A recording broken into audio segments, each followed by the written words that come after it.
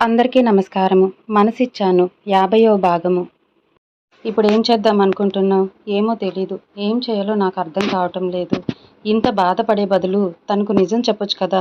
మౌనం ఆమెలో ఈ మౌనంని సమాధానమైతే జరిగే వాటన్నిటిని యాక్సెప్ట్ చేయటం తప్ప నువ్వు ఇలా బాధపడటం కరెక్ట్ కాదని నా ఉద్దేశం. ధృతి, ఏమోని, తనని అంత ఈజీగా వదులుకోలేకపోతున్నాను. వదులుకోలేని దానివి వదిలిపెట్టి వెళ్లకుండా ఉండాల్సింది.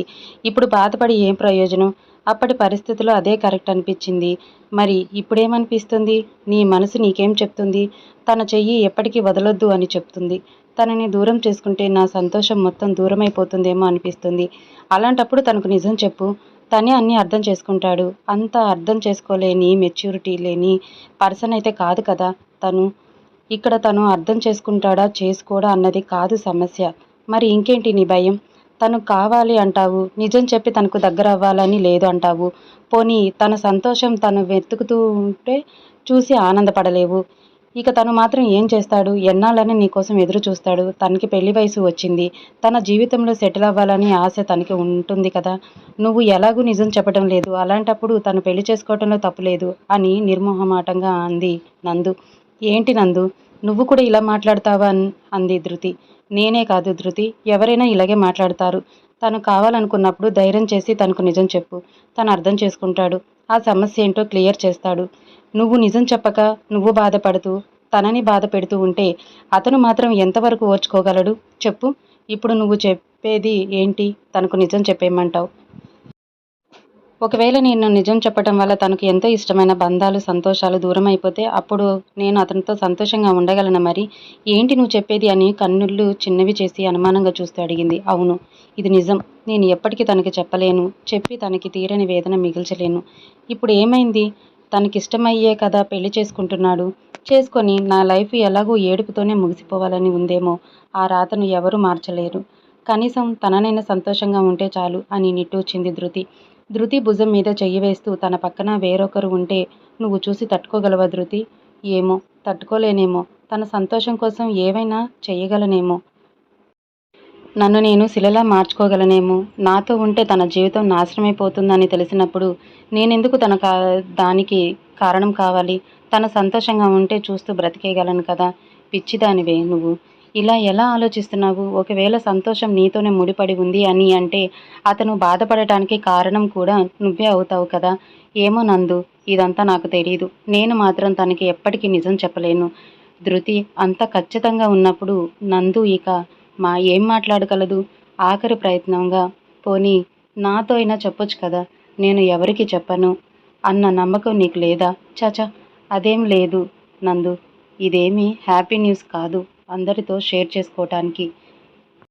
నీకు చెప్పాలి అని అనిపించినప్పుడు మొదటిగా నీకే చెప్తాను. అంతేగాని ఇప్పుడు చెప్పను అంటావు.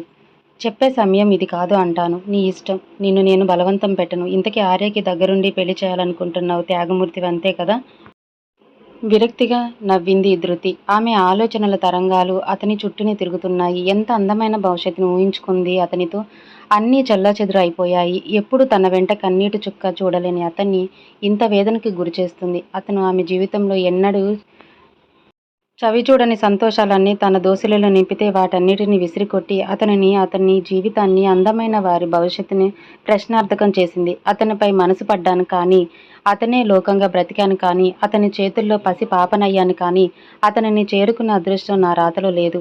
అందుకే మనసు పడ్డాను కానీ అని మౌనంగా కళ్ళు మూసుకొని తన గత జ్ఞాపకాలు ఆమె మనసుని ముక్కలు చేస్తూ ఉంటే మోకాళ్లపై కూర్చుండిపోయింది ధృతి. ధృతిని ఈ పరిస్థితిలో కదిలించే సాహసం చేయలేదు నందు. ఏడ్చి ఏడ్చి లేచి నందు వైపు కన్నీళ్లతో చూస్తూ ఆమె దగ్గరకు నడిచి కన్నీళ్లు తుడుచుకొని, నందు, నేను ఆర్యతో నిజం చెప్పేస్తాను అని అంది. ఆశ్చర్యంగా ధృతి వైపు చూసింది నందు. ఏంటి నువ్వు మాట్లాడేది అని అయోమయంగా అడిగింది. అవును నందు, ఈ బాధ నా వల్ల కాదు. అతనిని వదులుకోవటం చాలా ఈజీ అనుకున్నాను కానీ ప్రాణం పోతుందే. తను వేరొకరితో అంత క్లోజ్గా మాట్లాడుతూ ఉంటే, తన పక్కన మరొకరిని ఊహించుకుంటుంటే నా వల్ల కావటం లేదే.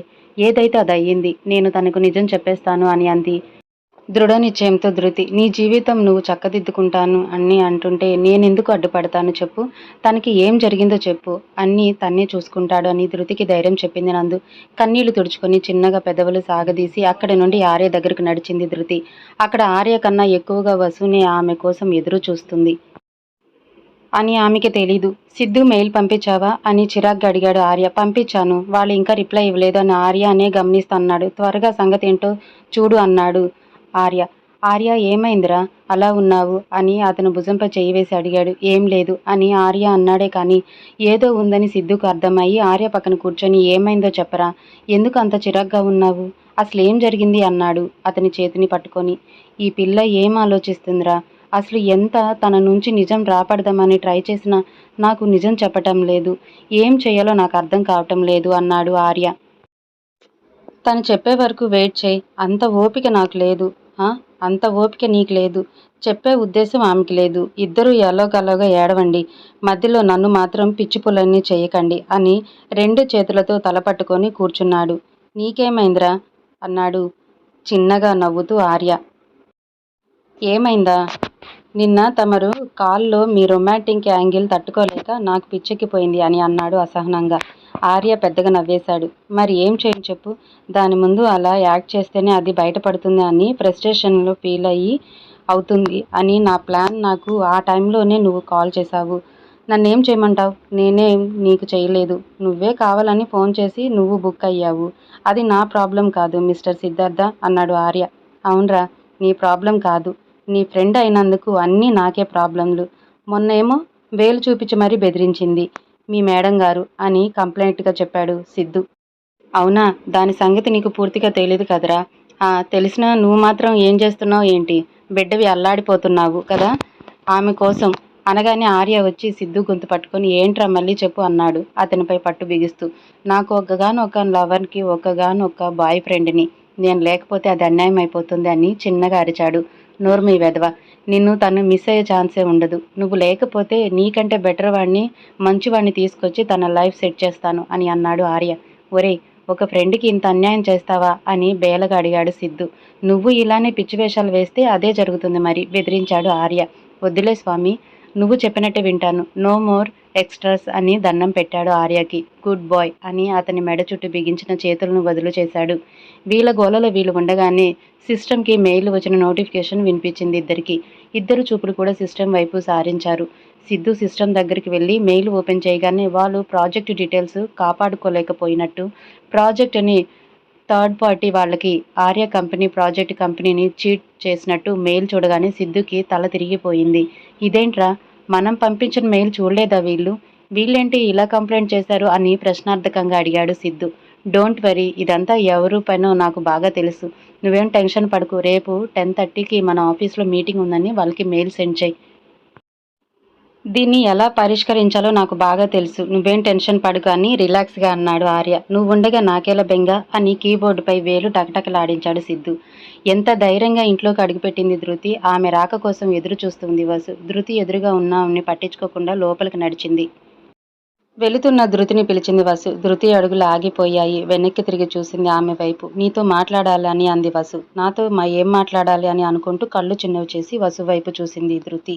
ఏంటి అలా చూస్తున్నావు, నేనేంటి నీతో మాట్లాడటం ఏంటి అనుకుంటున్నావా, యాక్చువల్గా నీతో ఒక విషయం డిస్కస్ చేయాలి. నాతోనా, ఏంటది అని అడిగింది ధృతి. చాలా మామూలుగా, మా ఇంట్లో కొన్ని ముఖ్యమైన పేపర్స్ కనిపించడం లేదు, అవి నువ్వేమైనా చూసావా అని సూటిగా అడిగింది వసు. నేనా అని క్వశ్చన్ మార్క్ ఫేస్తో వసు వైపు చూస్తూ అడిగింది ధృతి.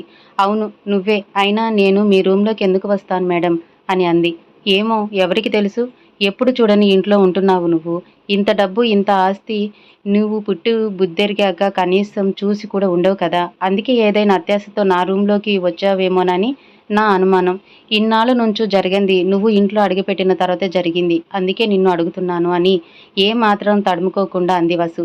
మీ కంటికి నేను ఎలా కనిపిస్తున్నానండి, నేను అలాంటి అమ్మాయిని కాదు, అసలు మీ రూమ్లో నాకేం పని అని స్థిరంగా ఉంది ధృతి. ఏమో, ఎవరికి తెలుసు, అయినా ఒకసారి నీ రూమ్ చెక్ చేయాలి అని చెప్పింది వసు. చెక్ చేసుకోండి, నాకేమైనా భయమా, గుండెలు తీసిన బంటువు నువ్వు, నీకేం భయం, ముందు ఆ పేపర్స్ నీ దగ్గర కనిపించని చెప్తా నీ పని అని పొగరుగా అంది వసు. కావాలని మీరు చేసేటప్పుడు అవి నా దగ్గరే తప్పకుండా దొరుకుతాయని నా నమ్మకం, అయినా మీరు చెయ్యాలని అనుకున్నది చేసి తీరుతారు కదా, రండి చెక్ చేయండి అని అంది. అంటే ఏంటి నీ ఉద్దేశం, నీ కంటికి నా బీరువాల పేపర్స్ నేనే తీసి నీ పెట్టెలో దాచిపెట్టానా అని మళ్ళీ వేరే చెప్పాలా మీకు, నేను ఇక్కడ ఉండటం ఇష్టం లేదు, అందుకే ఇలాంటి పని చేశారేమో, ఎవరికి తెలుసు, ఇంత ధైర్యమే నీకు, నా ఇంటికొచ్చి నన్నే దొంగని చేస్తావా? ఇప్పుడే నీ విషయం నా కొడుకుతో మాట్లాడి తేల్చేస్తాను. మీకు కావాల్సింది అదే కదా, అదే కానివ్వండి అని బొమ్మలా నిల్చుండిపోయింది ధృతి. ఆర్య, ఆర్య అని పిలిచింది పెద్దగా. రూమ్లో ఉన్న ఆర్య బయటికి వచ్చి కిందకి చూడగానే హాల్లో వసు, ధృతి ఇద్దరు నుంచొని ఉన్నారు. ఏమైంది మమ్మీ అని అడిగాడు. ఒకసారి కిందికి రా అని అంది. తల్లి మాట విని కిందికి వచ్చాడు ఆర్య. ధృతి, వసు మధ్యలో ఆర్య తన పాకెట్స్లో హ్యాండ్స్ పెట్టుకొని నిలుచున్నాడు. ఆర్య తల్లి వైపు చూస్తూ, ఆర్య, ఇవాళ విషయం అటో ఇటో తేలిపోవాలి అని స్థిరంగా అంది వసు. అసలు ఏమైంది మమ్మీ అని అయోమయంగా అడిగాడు ఆర్య. మీ నాన్నగారు రాసిన విల్లు పేపర్స్ నాకు కనిపించటం లేదు. అదేంటి? అవి నీ దగ్గరే కదా ఉండాలి కదా అని ఎలా మిస్ అయ్యాయి అని అడిగాడు ఆర్య. అదే నాకు అర్థం కావటం లేదు. ఇన్నాళ్ళు చెక్కు చెదరకుండా ఉండేవి నా రూమ్లో. కొత్త కొత్త వాళ్ళందరూ ఇంట్లో అడుగు పెట్టగానే కొత్త కొత్త విషయాలు జరుగుతున్నాయి అని ధృతి వైపు చూస్తూ అంది వసు. ఆమె చూపులనే గమనిస్తూ ధృతి వైపు చూసి, అసలేం జరిగింది మమ్మీ అని సీరియస్గా అడిగాడు ఆర్య. నాకు తన మీద డౌట్గా ఉంది. ఇన్నాళ్ళు పోని పేపర్సు తన ఇంట్లో అడుగు పెట్టగానే కనిపించకుండా మాయమైపోయాయి. అంటే నాకు తన మీద అనుమానంగా ఉంది. కుండలు బద్దలు కొట్టినట్టు అంది వసు. తన మీద అనుమానం ఏంటి మమ్మీ నీకు? నా రూమ్లోకి వచ్చే సాహసం ఇంతవరకు ఎవరూ చేయలేదు, చెయ్యరు కూడా. ఆ సాహసం తను చేస్తుంది అని ఎలా అనుకుంటున్నావు మమ్మీ? ఏమో, చేస్తుందేమో, ఎవరికి తెలుసు? ఏమీ లేని అనాకారిక అని చులకనగా మాట్లాడింది వసు.